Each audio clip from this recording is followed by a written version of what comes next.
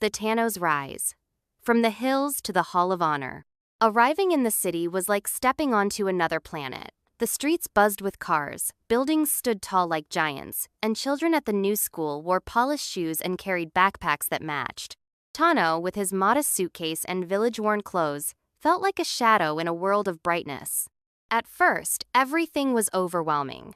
The lessons were faster, the accents sharper, and the city children had grown up with things Tano had only dreamed of: computers, calculators, even pocket money.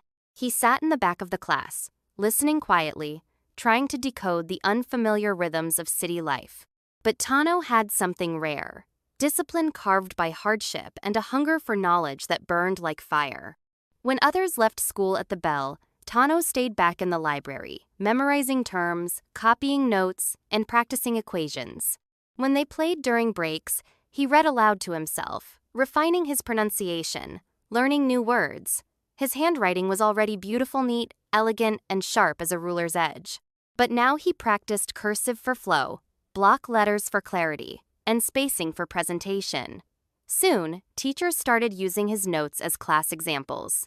And then there was his speech. Growing up, reciting folktales to goats and mimicking radio presenters by moonlight had taught him how to speak with rhythm and emotion. In the city, he learned the polished proper grammar, clever transitions, and timing.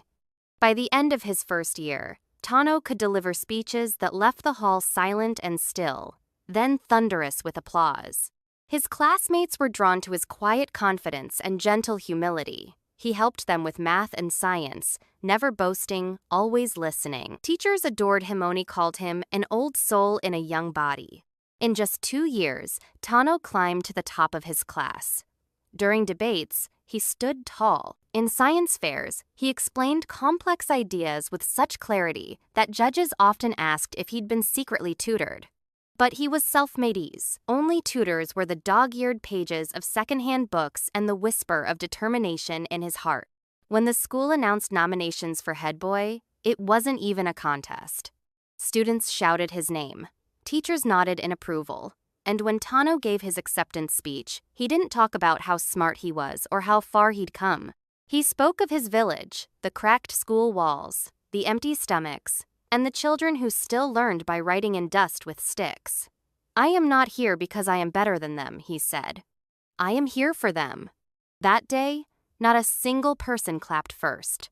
They Studevary student, every teacher, and gave him a standing ovation.